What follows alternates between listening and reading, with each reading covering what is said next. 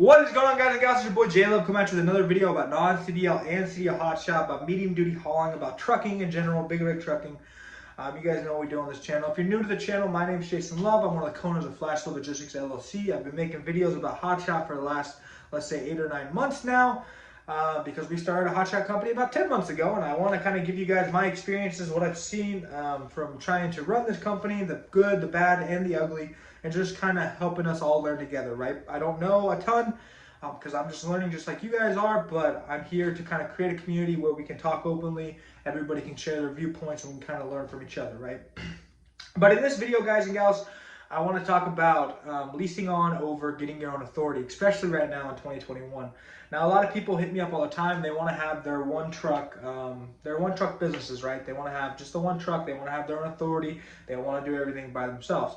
Now, I made a video a little bit ago. You guys can go look at it, talking about the difference between leasing on versus getting your own authority, kind of the pros and cons.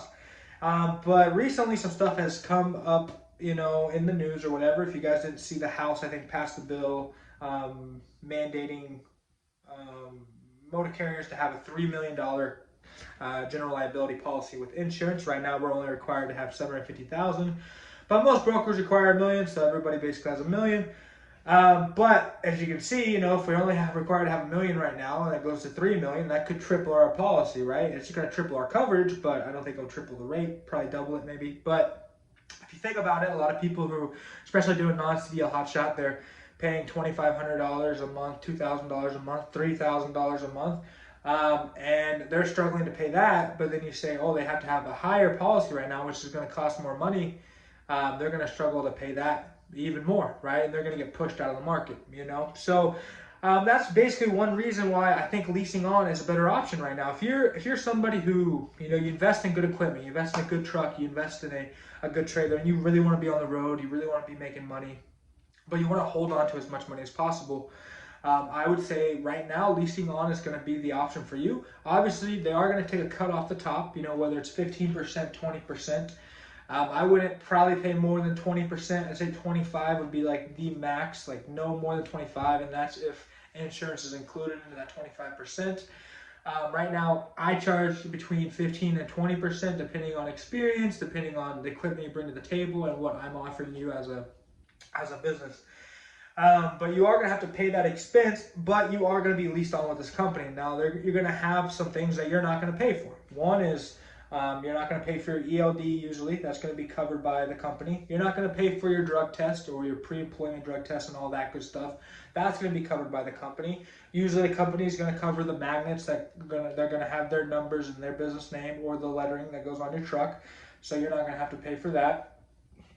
You're not going to have to pay factory fees. A lot of times factory fees are going to be rolled into the 15% or the 20% that you pay to that company. So that's usually 3 to 4%.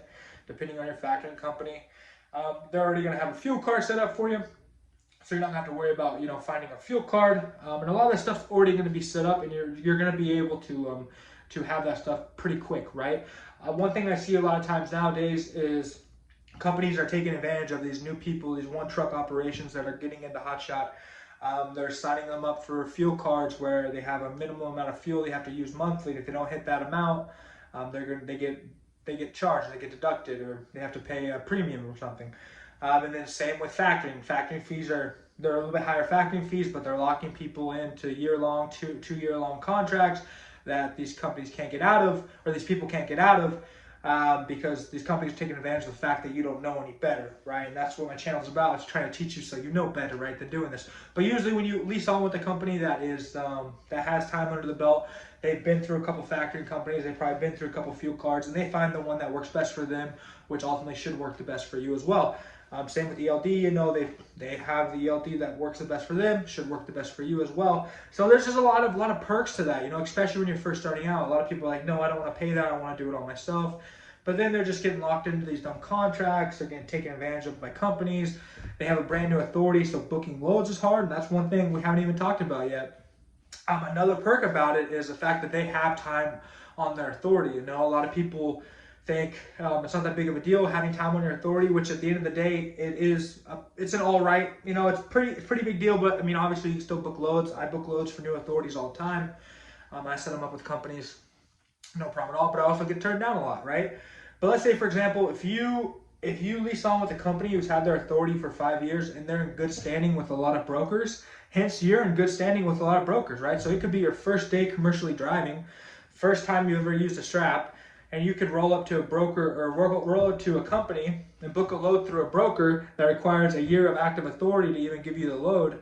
And it could be your first load ever, but since you're leased on to a company that's moved with that broker before, that has 5 years on their authority, that broker thinks you've probably been there since day one. They don't know that you're just a brand new truck and a brand new driver that just leased on with this company.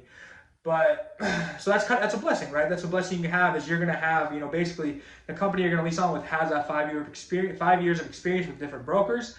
So you're automatically going to be a part of that fleet, which means you're automatically part of those brokerages, basically, and you can move loads for them no matter what, right? You can book loads with them. And then that also that's also like can be turned around on the other side, right? So if you get a brand new authority, let's say you're a driver, you were a company driver for 20 years, and you drove really hard, you never had an accident, you have really, really good equipment, brand new, you have a ton of experience, but because your authority is new, there are a lot of companies or a lot of brokerages that won't use you just because you have new authority, even though you might be the best driver in the world and have more experience than anybody else out there. It doesn't matter just because you have a new authority, right? So you're gonna have that struggle, for a good amount of time. So the first 90 days, usually what people say, but for the first 6 months, you're gonna be teeter-tottering between different brokerages that aren't gonna use you. But after the first 6 months, you should be good to go, right? But then, we can also look at the other side of that, right? Which is if you lease on with somebody and you want to get your own authority one day, you're going to have to start brand new when you get your own authority, right? So that's something that's super important. And back to insurance, right? So insurance for new authorities, like I said, is going to be really expensive. But when you lease on with somebody, they already have an insurance policy. You're going to lease on with their insurance policy, okay, guys?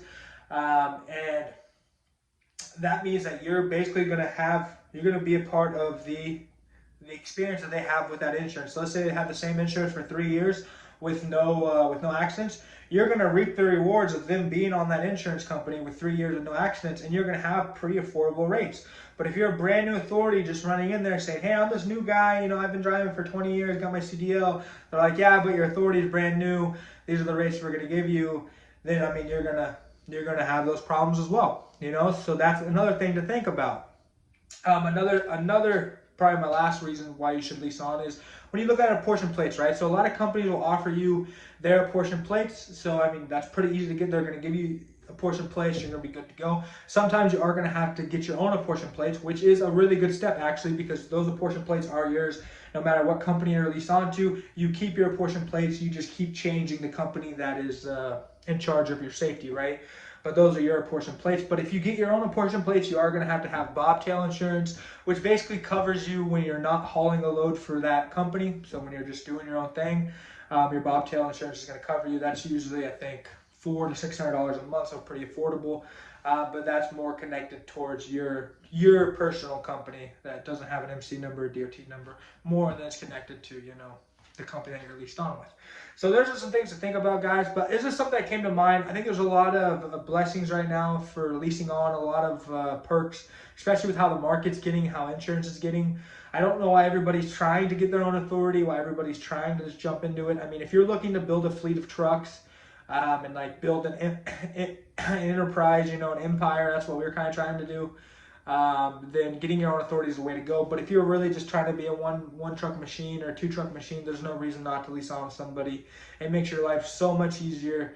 They already have everything set up. They already have the ways they're going to get you paid. They already have all that going, and it just flows a lot better. And you'll get around a lot of the speed bumps or the growing pains that these new authorities have to go through, and you're just going to start making good money.